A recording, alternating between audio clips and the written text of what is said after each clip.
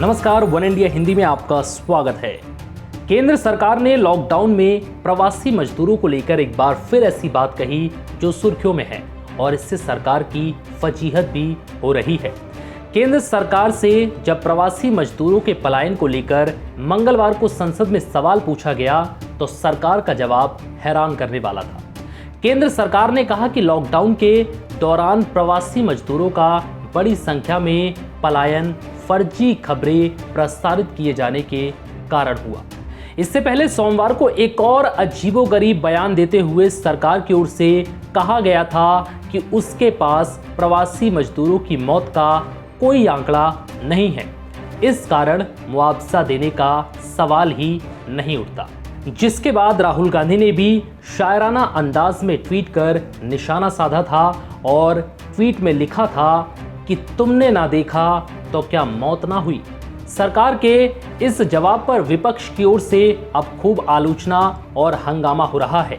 श्रम मंत्रालय ने माना है कि लॉकडाउन के दौरान 1 करोड़ से ज्यादा प्रवासी मजदूर देश के कोनों से अपने गृह राज्य पहुंचे हैं। गृह मंत्रालय ने तृणमूल कांग्रेस की सांसद माला राय के लिखित प्रश्न के जवाब में ये बात कही।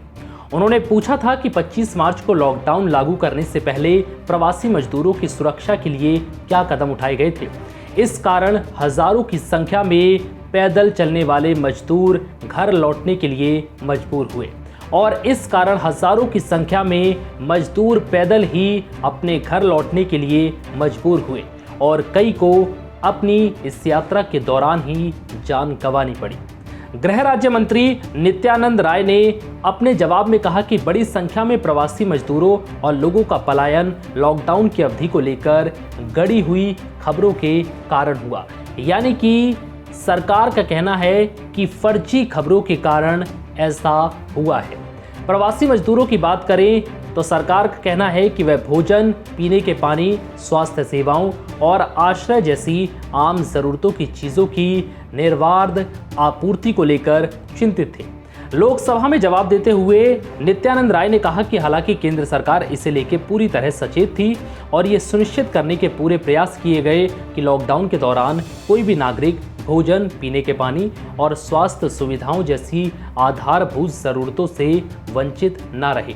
कोरोना वायरस के बीच हो रहे पहले संसदीय सत्र में जब मंत्रालय से पूछा गया था कि क्या सरकार के पास अपने गृह राज्यों में लौटने वाले प्रवासी मजदूरों का कोई आंकड़ा है, विपक्ष ने सवाल में ये भी पूछा था कि क्या सरकार को इस बात की जानकारी है कि इस दौरान कई मजदूरों की जान चली गई थी और क्या उनके बारे में सरकार के पास कोई डिटेल है।